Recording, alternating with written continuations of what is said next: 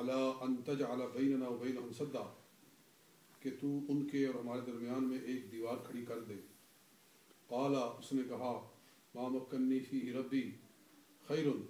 میرے رب نے مجھے جو کچھ عطا کیا ہے وہ بہتر ہے، فاعینونی بقوت، تم اپنی قوت کے ساتھ یعنی جسمانی قوت کے ساتھ میری مدد کرو، اجعل بینکم و بینہم ردما، میں تمہارے اور ان کے درمیان میں ایک آڑ بنا دوں گا، آتونی زبر الحدید، میرے پاس لوہے کے تختے لاؤ، حتی اذا ساوا بین الصدفین، جب اس نے دونوں پہاڑوں کے کنارے برابر کر دیے،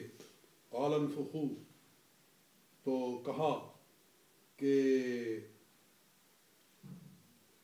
تانبے کو پگھلاؤ، حتی اذا جعلہ نارا، جب وہ آگ بنا دیا گیا، قال آتونی افرغ علیہ قطرہ، تو کہا کہ میرے پاس لاؤ میں اس تانبے کو اس پر ڈھیلوں، فما استطاعوا ان یظہروہ وما استطاعوا لہ نقبہ، تو پھر یاجوج و ماجوج نہ اس دیوار پر چڑھ سکے اور نہ اس میں کوئی سوراخ کر سکے۔ یہ آگے بھی جا رہا ہے سلسلہ۔ اللہ تعالیٰ فرماتا ہے کہ ذوالقرنین بادشاہ جو تھا وہ پہلے گیا مغرب کی طرف، تو مغرب کی طرف جاتے جاتے جب زمین ختم ہو گئی تو اس نے سورج کو پانی میں ڈوبتے ہوئے دیکھا تھا، تو پھر وہاں سے وہ مغرب اب وہ مشرق کی طرف گیا کہ سورج چڑھتا کدھر سے ہے، تو پھر چلتے چلتے جہاں تک زمین اس کو ملتی گئی چلتا گیا، پھر جب بالکل انتہا ہو گئی کہ آگے کوئی زمین نہیں ہے، تو پھر اس نے دیکھا کہ وہاں ایک قوم تھی، یہ کوئی تفصیل نہیں مذکور ہے کہ وہ کس جگہ پر پہنچا تھا، کون سا ملک تھا، کون سا آگے کوئی سمندر ہی ہوگا، تو اس نے وہاں کچھ لوگ پائے کہ جو بالکل برہنہ رہتے تھے، یعنی کوئی ایسا علاقہ تھا کہ جہاں ابھی تک تہذیب و تمدن کی روشنی بالکل نہیں پہنچی تھی، اور وہ لوگ لباس سے بالکل عاری تھے، تو وہاں تک وہ پہنچا، بس یہاں اتنا ہی بیان کیا گیا ہے۔ تو مشرق اور مغرب ہو گئے، پھر اس نے کہا کہ اب میں جنوب کی طرف جاتا ہوں، نارتھ کی طرف، تو پھر وہ نارتھ کی طرف گیا، اور وہ چلتے چلتے ایک ایسی جگہ پر پہنچا کہ جہاں دو پہاڑ تھے اور ان کے درمیان میں ایک درہ تھا، اور اس درے کے اس طرف لوگ رہتے تھے جو پرامن تھے اور انسانی تہذیب اور تمدن کے بالکل وہ کے سانچے میں ڈھلے ہوئے تھے، اور پرلی طرف ایک خونخوار قوم تھی جس کو یاجوج و ماجوج کہا جاتا تھا، وہ ادھر سے آ کر حملے کرتے تھے اس درے میں سے گزر کے اور فساد کرتے تھے۔ تو ان لوگوں نے جو کہ اس طرف تھے، انہوں نے ذوالقرنین سے کہا، حالانکہ وہ اس کی بات کو سمجھتے نہیں تھے، ایک دوسرے کی بولی کو جانتے نہیں تھے، انہوں نے اشاروں کے ساتھ سمجھایا کہ پرلی طرف سے قوم ایک آتی ہے یاجوج و ماجوج، اور وہ ہم پر اس درے میں سے داخل ہو کے ہم پر حملہ آور ہوتی ہے اور فساد کرتی ہے، تو ہم جو ہے مال جمع کرتے ہیں کہ اس مال کے ساتھ آپ ہمارے لیے یہاں دیوار بنا دیں تاکہ وہ ادھر سے حملہ نہ کر سکے۔ تو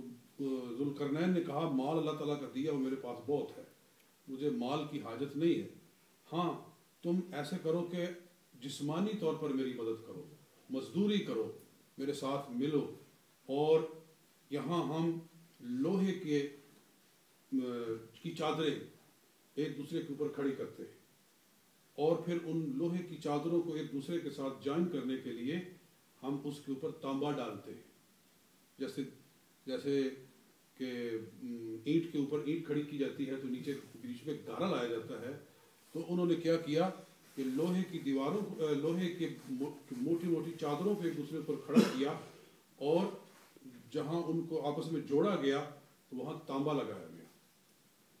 تو اس طرح کر کے انہوں نے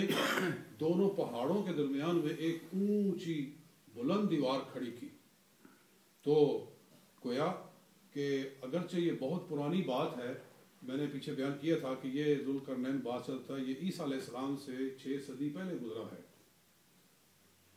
تو عیسیٰ علیہ السلام سے 6 صدی پہلے گزرا ہے. تو اب 2000 اب کتنے جا رہی ہے؟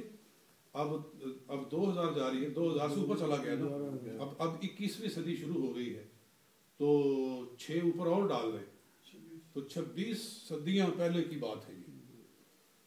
تو اس زمانے میں بھی انہوں نے یہ تکنیک استعمال کی، جیسے قرآن بیان کر رہا ہے کہ انہوں نے 2 پہاڑوں کے درمیان میں درہ جو ہے بند کر دیا. تو اللہ فرماتا ہے کہ انہوں نے کہا کہ لوہے کے لاؤ تختے، اور پھر جب اس نے دونوں پہاڑوں کو برابر کر دیا تو کہا کہ اس کے اوپر پھر تم انڈے لو، تانبا انڈے لو. تو پھر تانبا انڈیلا گیا، تو پھر وہ ایسی مضبوط دیوار بن گئی کہ وہ نہ اس کے اوپر چڑھ سکے اور نہ اس کے اندر کوئی سوراخ کر سکے. یہ دیوار کس جگہ پر ہے؟ تو یہ محققین بتاتے ہیں کہ ترکی کا آخری جنوبی حصہ ہے کوئی، اور اس جگہ کا نام دربند ہے، آج بھی موجود ہے. اور عربی میں اس کو باب الابواب کہتے ہیں. باب الابواب، دروازوں کا دروازہ، اور فارسی میں دربند کہتے ہیں. اور تفسیر ابن کثیر نے واقعہ لکھا ہے کہ جب حضرت عمر فاروق رضی اللہ تعالیٰ عنہ کے زمانے میں صحابہ کرام ترکی کو فتح کرتے ہوئے اور پھر اس کے آگے جو ممالک ہیں ان کو فتح کرتے کرتے آگے گئے، تو جو ان کا امیر تھا اسے پتہ چلا کہ یہاں وہ دیوار ہے جو ذوالقرنین نے بنائی تھی. تو انہوں نے جا کر اس کو دیکھا کہ وہ ایسے لگتی تھی جیسے کہ کوئی چادر ہے، لمبی چادر ہے، اس کے اندر دھاریاں بنی ہوئی ہیں،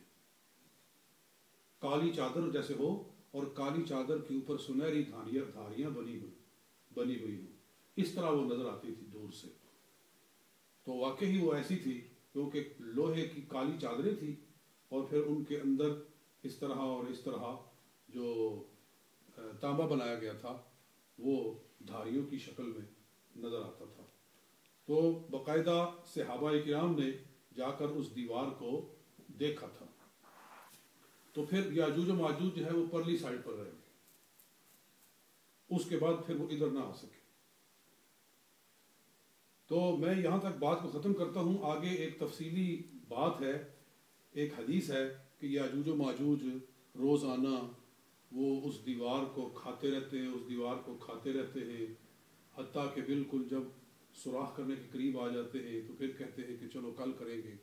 یہ ایک حدیث ہے، یہ کہاں تک درست ہے اس پر میں انشاءاللہ کل بات کروں گا. تو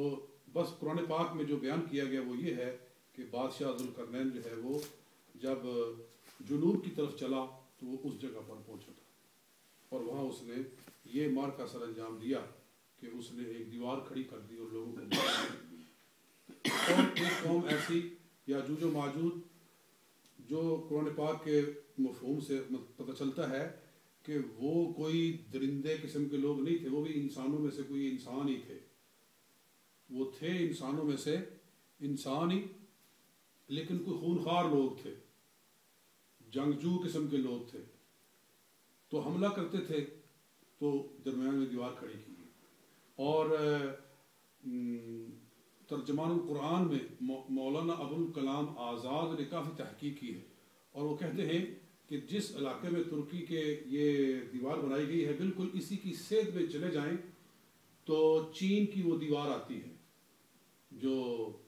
دیوار چین ہے، بہت لمبی اور بڑی کھلی بنائی گئی ہے. یہ بالکل اس کے قریب اسی یعنی کہ جو ہے لائن کے اوپر آتی ہے. تو بالکل ایسے محسوس ہوتا ہے کہ اس سائڈ میں کچھ ایسی خونخوار قومیں تھیں جو حملہ آور ہوتی تھیں. تو جس طرح ان لوگوں نے دیوار بنائی تھی، آگے چل کر اس علاقے کے لوگوں کو بھی اس طرح کے خطرات تھے، تو پھر یہاں بھی یہ دیوار بنائی گئی تھی. اور قرب قیامت میں یہ دیوار گرے گی، اور قیامت کی نشانیوں میں سے ایک نشانی ہوگی اس دیوار کا گرنا. بخاری شریف کے اندر صحیح حدیث ہے اللہ اکبر کہ نبی پاک صلی اللہ علیہ وسلم